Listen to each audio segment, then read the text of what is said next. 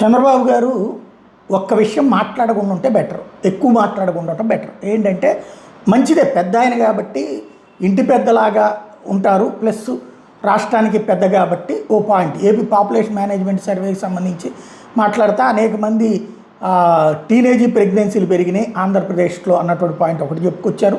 అదే సందర్భంలో సగటున 8.8% మంది టీనేజీ ప్రెగ్నెన్సీలు జరుగుతున్నాయి అన్నటువంటి విషయం కూడా చెప్పుకొచ్చారు. అందులో కుప్పంలో అయితే ఏకంగా 14.9% మంది టీనేజీ అమ్మాయిలు ప్రెగ్నెన్సీ అవుతున్నారు. నెల్లూరు, పల్నాడు, ప్రకాశము, అనంతపురం, బాపట్ల, కర్నూలు జిల్లాల్లో 12% కంటే ఎక్కువ ప్రెగ్నెన్సీలు జరుగుతున్నాయి అన్నటువంటి లెక్కలు కూడా వివరించుకొచ్చారు. ఇవన్నీ మంచి కాన్సెప్టే. అయితే అసలు పాయింట్ ఏంటంటే న్యాచురల్ డెలివరీ జరగాలి, ఇవద్దు, మన సిజేరియన్లు వద్దు అని చెప్తున్నారు. కరెక్ట్, మంచి ఒక ఉద్దేశం ప్రకారం అయితే అది మంచిది. కానీ ఇవాళ ఆడపిల్లల తల్లులు అందుకు సిద్ధపడట్లేదు. ఇవాళ ఆడపిల్లలని కన్నా తల్లుల్లో 99% డైరెక్టే సహజ డెలివరీలే జరిగినాయి. నొప్పులు భరించి చివరిలో ఉమ్మనీరు పడుతుండటం, ఆ టైంలో డాక్టర్లు గట్టిగా పట్టుబట్టి వాళ్ళ చేతన 2 చేతులు అటు ఇటు పట్టుకుని ముక్కు అని చెప్పి ఆ తర్వాత డెలివరీ చేయించడం జరిగింది. న్యాచురల్ అది మంచిది కూడా, ఆరోగ్యపరంగా మంచిది కూడా.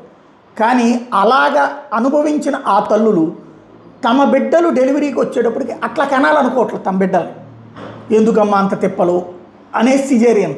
ఇంకోటి ముహూర్తం, ఏది మంచి ముహూర్తం చెప్పి ఆ టైంలోనే డెలివరీ చేయాలని డాక్టర్లతో బేరాలు మాట్లాడుకుంటున్నారు.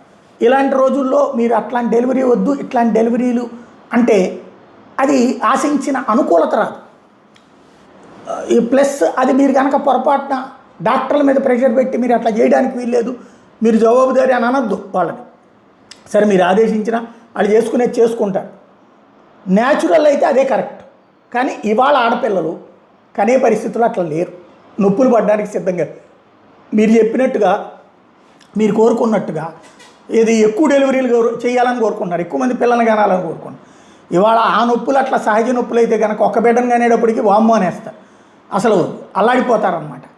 కాబట్టి మీ కాంట్రడిక్ట్ కాకుండా అంటే దాని మీద తక్కువ మాట్లాడాలి, ఎక్కువ మంది కనడానికి కావాల్సిన ప్రోత్సాహకాలు ఇవ్వండి, అది బెటర్ రాష్ట్రానికి.